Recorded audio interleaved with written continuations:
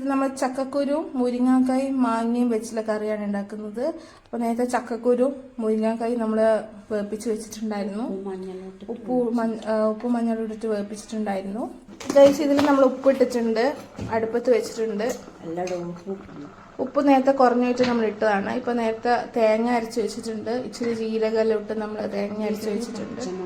പച്ചമുളക് ഇട്ടിട്ട് അരച്ച് വെച്ചിട്ടുണ്ട്. ഇതിലേക്ക് ഒഴിക്കണം. ഇതിലേക്ക് നമ്മൾ തേങ്ങ അരച്ചത് ഒഴിക്കുവാണ് ഗൈസ്.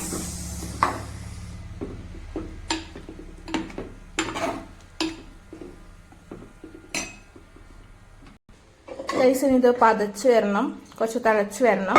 എന്നിട്ട് ബാക്കിയുള്ള ഇൻഗ്രീഡിയൻസ് നമുക്ക് ആഡ് ചെയ്യണം. ബാക്കിയുള്ള ഇൻഗ്രീഡിയൻസ് പറഞ്ഞാൽ നമ്മൾ കടുക് വറുത്തിടുന്നതാണ് കേട്ടോ ഗൈസ്. അങ്ങനെ നമ്മൾ നേരത്തെ മാങ്ങ ഇട്ടിട്ടുണ്ട്, എന്നിട്ടാണ് ഇത് തിളപ്പിക്കുന്നത് നമ്മൾ ചക്കക്കുരുവിൻ്റെ ഒപ്പരെല്ലാം. ഓക്കെ, ഇതിന് തിളച്ച് നല്ലോണം ഒന്ന് തിളച്ച് വരട്ടെ. ഇത് ചെറുങ്ങനെ വരുന്നുള്ളൂ, അതുവരെ നമുക്ക് വെയിറ്റ് ചെയ്യാം. പതച്ച് വന്നിട്ടുണ്ട്. ഇപ്പം നമ്മളിത് എടുത്ത് വാങ്ങി വെക്കുവാണ്. അതിനുശേഷമാണ് നമ്മൾ കടുക് വറുത്തിട്ട് ചെയ്യുന്നത്. നമുക്കിത് വാങ്ങി വെക്കാം. ഓക്കെ, അപ്പം നമ്മൾ താളിക്കാനായിട്ട് ഇത് വെച്ചിട്ടുണ്ട് പാത്രം. ദെൻ ഇതൊന്ന് ചൂടായിട്ട് ലേശം എണ്ണ ഇട്ടിട്ട് നമ്മൾ കടുക് വറുത്തെടുക്കണം. ചൂടായിട്ടുണ്ട് ഗൈസ്. അപ്പം നമ്മൾ കുറച്ച് എണ്ണ ഒഴിച്ചിട്ടുണ്ട്.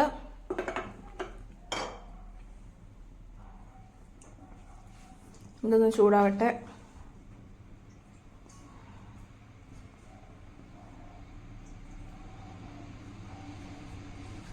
ഓക്കെ, ഇത് ചൂടായി വന്നിട്ടുണ്ടെങ്കിൽ നമുക്കിതിലേക്ക് കടുക് ഇടാം ഗൈസ്. ചൂടായി വരുന്നേ ഉള്ളായിരുന്നു. ഓക്കെ ഓക്കെ, ചൂടായി വരുന്നേ ഉള്ളെന്ന് തോന്നുന്നു. ഇതിന്ന് കടുക് പൊട്ടട്ടെ. ഓ, എൻ്റെ അടുത്ത് തന്നെ തെറിച്ചോന്നല്ലോ. My God. കരിഞ്ഞു പോവാത്ത ഇതെല്ലാം എടുത്ത് വെക്കണേ. കരിവേപ്പില ഇട്ടു. പിന്നെ നമ്മൾ ഉണക്കമുളക് ചെയ്യണം.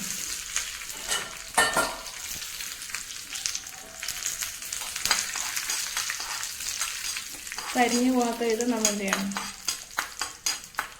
ഇതാക്കി കൊടുക്കാം.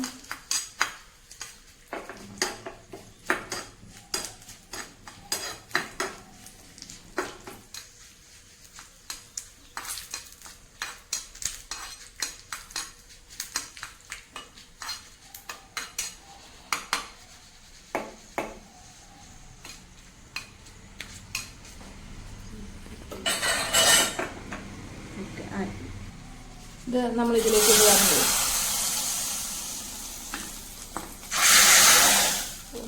എക്സ്പ്ലോഷൻ.